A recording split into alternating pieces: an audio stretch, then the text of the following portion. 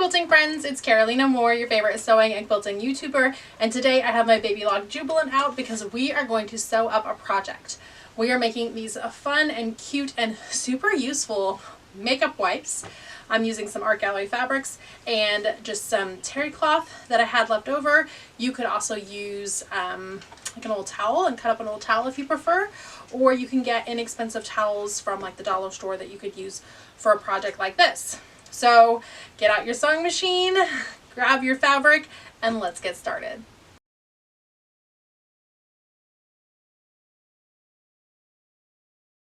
We're going to jump right into our project.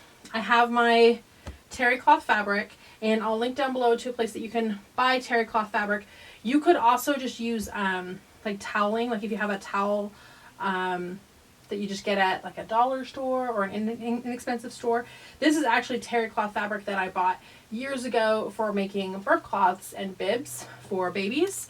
I'm now of an age where most of my friends are done having their babies, so I don't make as many burp cloths anymore, and I thought I could use that fabric from my stash to make some face wipes for myself instead of having to pull out a full washcloth every night after I do a video if I want to wash off all my makeup. And we're going to make these super cute with curved corners using this Creative Grids the non-slip multi-size curved corner cutter. So I'm going to start by, I've folded, this is a half yard, and I've folded it in half, and I'm lining up my fold on here to make sure I get a nice straight cut.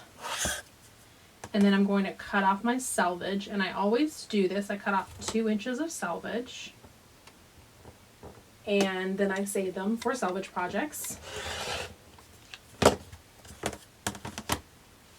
And when I open this up, you'll see that when I folded this fabric and pressed it, the selvage on the other side, I didn't have it meet here. I had it come just up to this top white portion of the selvage, so that way I'm just cutting off the kind of weird and bumpy edge of that side of the selvage. And then on this side, I've got a beautiful 2-inch piece, so I have all of my information about the fabric as well as a little hint of the fabric that I can use in a project down the line. Okay, so this tiny little selvage, that's garbage. By the way, I never have made it into the garbage, but that's okay. You know, I'm making an effort. Okay, we're gonna make these 5 inches. So if you have 5-inch squares left over from other projects or 5-inch quilt blocks, you could totally use those here. Also, you don't have to make yours 5 inches. You could make yours bigger. If you say, oh, a little 5-inch piece is not going to wash my face. Maybe you need yours 8 inches. That's fine. This isn't really a project with a pattern. It's super forgiving, and the whole point is just to get some little reusable makeup wipes. So I'm going to take these, and these are 5-inch strips. I'm going to stack them on each other. And there we go. Okay.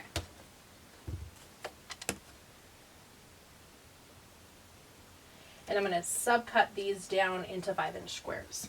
You could also make these like 5 by 7 if you wanted more of like a washcloth kind of larger shape. I'm just doing 5 by 5 because that's just what I decided. But again, if you make these, it's your project, and you can make them whatever size or however you like.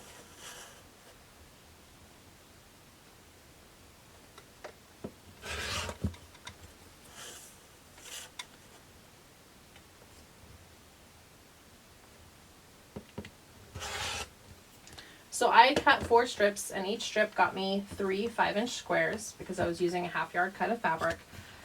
You can make as many or as few of these as you want. This is your project.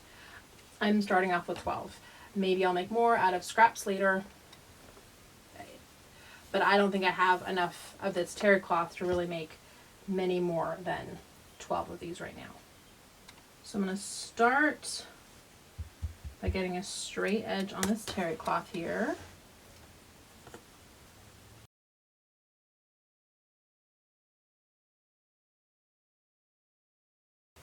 Okay, I'm starting to get a bubble in here a little bit. So I'm going to pick these up.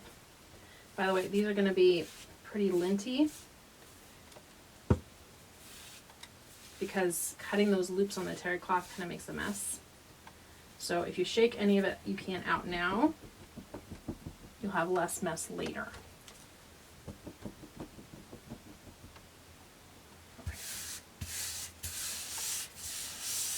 And a lint roller is great for cleaning this up, or like a little handheld vacuum.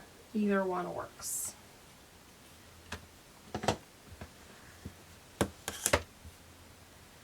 Okay, to make 12, because I don't think this is a full 15 inches.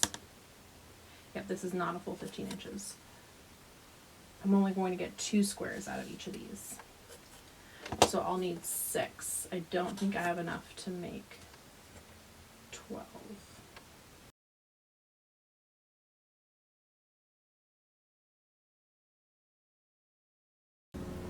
I'm going to line these up the other way on my mat. So I can cut these into 5-inch squares. And then I'm going to keep them stacked. And terry cloth is a little thicker than quilting cotton, obviously. I think I'll be able to get away with cutting 4. But if you're only comfortable cutting through 2 layers or even only 1 layer, that's also fine. Whatever you're comfortable with cutting through. I'm going to start by squaring up this end.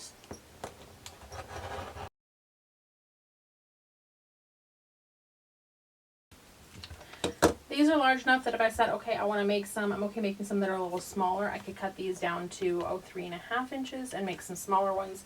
I'm not going to do that at this time. Maybe I'll want to do that later. Okay, now comes the fun part. You could just put these together and cut them as is, but I want to have fun rounded corners on mine. I just think that's going to look nicer. So I have this curved corner cutter. I'm going to open it up.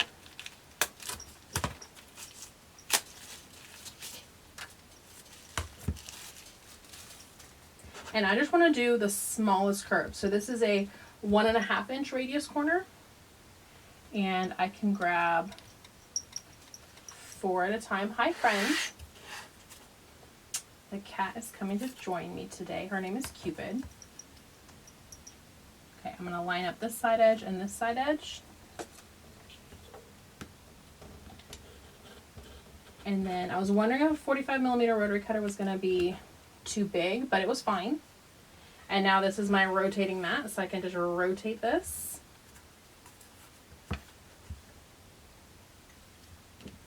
And curve another corner. Now this isn't cutting off so much from my corners that I'm going to lose much functionality. And I think I might have got bumped by the cat there. Let's try this again.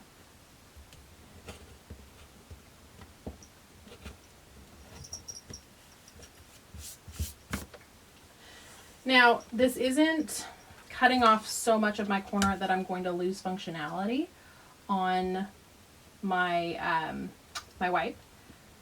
So it'll still be plenty of surface area on my wipe. I'm not losing much. If you look, I mean, that's just the tiniest little corner, but it just adds a little more polish, I guess, a little more intention to the project. And I like things that, I mean, this is not a lot of work, and it just looks that much more, yeah, intentional. Okay, so that's 4 layers. I'm going to do another 4 for a total of 8. But yeah, they just look more intentional, more like I tried instead of just whipping something together. We absolutely can just whip things together. There's nothing wrong in that. There's no shame in it. But if you have the extra tools and a little bit extra time, why not go for a little flair? The other great thing about curving your corners, and this one is actually a functional thing about curving the corners, is that when you curve the corners, you won't have the bulk of all the corner seam. So if you were to stitch these as squares, you'd have to clip your corners, and when you turn those corners, you'd end up with, you wouldn't have a sharp point on your corner because of all the bulk that's in there, especially with the terry cloth. And so curving them prevents you from having that problem. So I like that. So those are all my fabric pieces. I'm going to cut my terry cloth pieces. These are only layers of 2, not layers of 4, because it is thicker. And I want to make sure I'm able to cut through all those layers nicely. So this is going to take a little longer. I'm just going to go ahead and sit here and cut all the corners on all 8 of my terry cloth pieces. And then we'll be back to sew everything together. Okay, we've done all our cutting. I have all my terry cloth pieces cut and all of my art gallery fabric pieces cut. Art gallery fabric just feels so nice. It's that nice high quality, higher thread count cotton, so it's just lovely. And I'm just going to put a couple pins at what would have been the corner of each curve. So just 4 pins. Terry cloth is a knit rather than a woven, which means it's going to stretch more than a woven fabric. Like the art gallery fabric won't really stretch, but the terry cloth will because of that knit. So having a couple pins will help keep all my layers in line.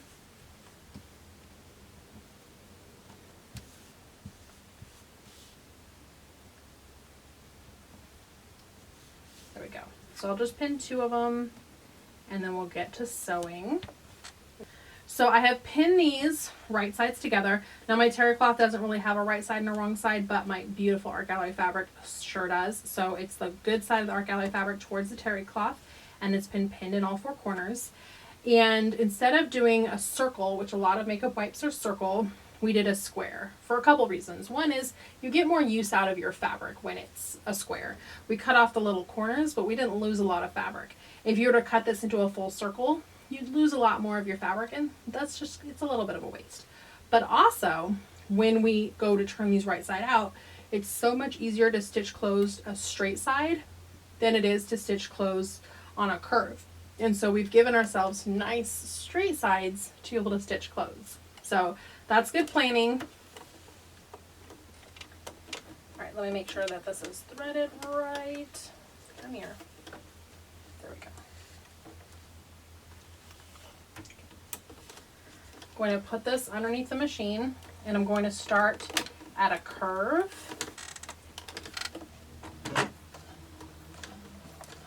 And the curve's a little tight, so when it starts to get off track, just stop with the needle down, lift up your presser foot, and keep going. So when it starts to get off track, I'm using a 1/4 inch seam allowance, but these are super forgiving. If you just want to follow the edge of your presser foot, if you have like a more standard like sewing pressing foot rather than a 1/4 inch quilting pressing foot, totally fine.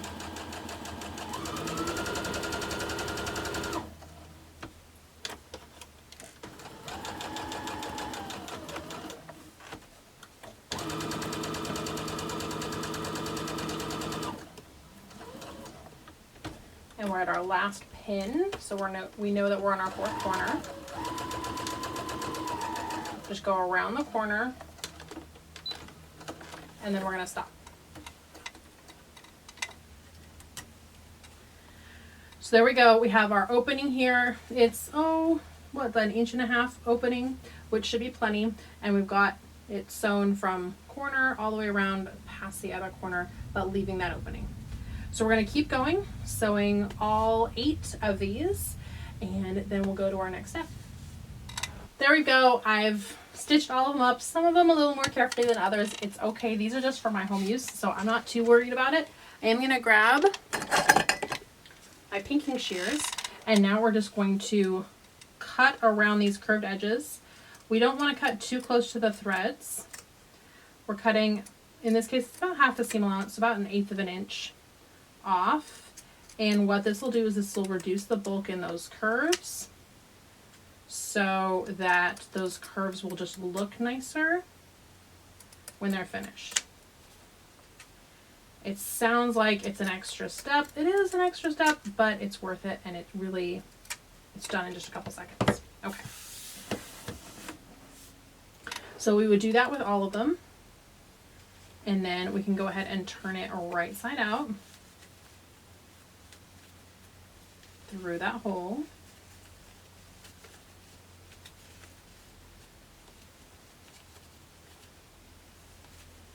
And you can just use your finger to poke out the corners, or if your hole is too small for your fingers to fit in, you can just use that purple thing or the back end of a pen or pencil. And now I've got my hot iron. Now my my terry cloth is cotton, so I don't have to worry about it melting, but depending on what, you know, fiber you're using for the back, you want to make sure that it isn't a synthetic so it won't melt with high heat. And I'm just going to give this a press, and that is going to make this all lay pretty and flat for our last step. So there we go. Our last step is just to do a top stitch that's going to go 1/8 of an inch away from the edge all the way around. That will close up our hole, and it's going to give it a pretty finished edge. It'll also prevent this from just becoming a big like poof in the laundry when they're washed, because these can just get they can get washed in the regular washer dryer, and when they come out they'll be a little poofy, but they'll be smoother. Now if you want wipes that have like more body to them, you can absolutely put a layer of batting between here, and then you might want to stitch an X across to quilt it down, or stitch a circle in the middle to kind of quilt down the layers. In this case I just did 2 layers because I felt like my terry cloth was bulky enough and I didn't need any more, but it's up to you depending on what you want with your wipes. So we're going to go ahead and put this under the machine one last time, and I like starting with the edge that needs to be closed, just to make sure that I'm paying attention to closing that edge.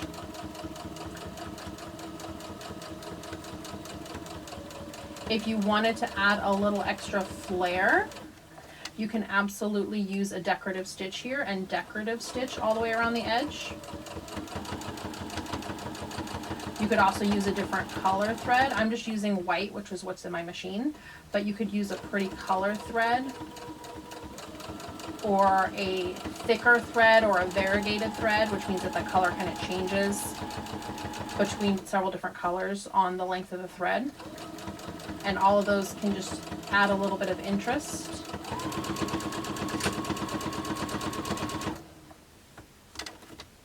Before I get to the end here, I'm going to use some little thread snips and cut that.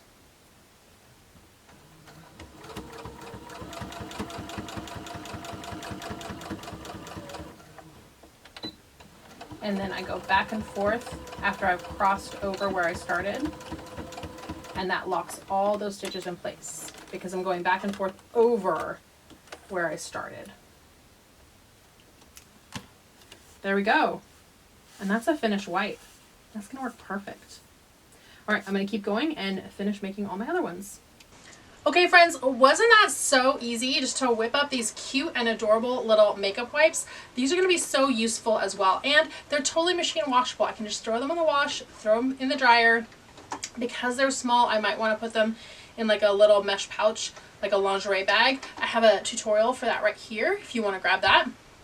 But yeah, super quick, super simple, and darn useful. I could also take a stack like this and tie it with a ribbon. Just stack them up really pretty, tie them with a ribbon, maybe add a really pretty face wash with it, and that would make a gorgeous gift to give a friend as well. So let me know if you are going to make face wipes or if you've made them yourselves. There's just comments down below, so go ahead and comment, let me know what you thought of this tutorial. You can also just go ahead and give it a thumbs up, let me know you liked it, and also that lets other folks and YouTube know that it was a pretty good video and that you enjoyed it. And make sure you're subscribed to this channel. I have lots of quilting and sewing videos that I've already shared here and more to come, so you want to subscribe. Hit that subscribe button. That's it for today, my friends. Thanks so much for watching. I will see you right here real soon. Bye for now.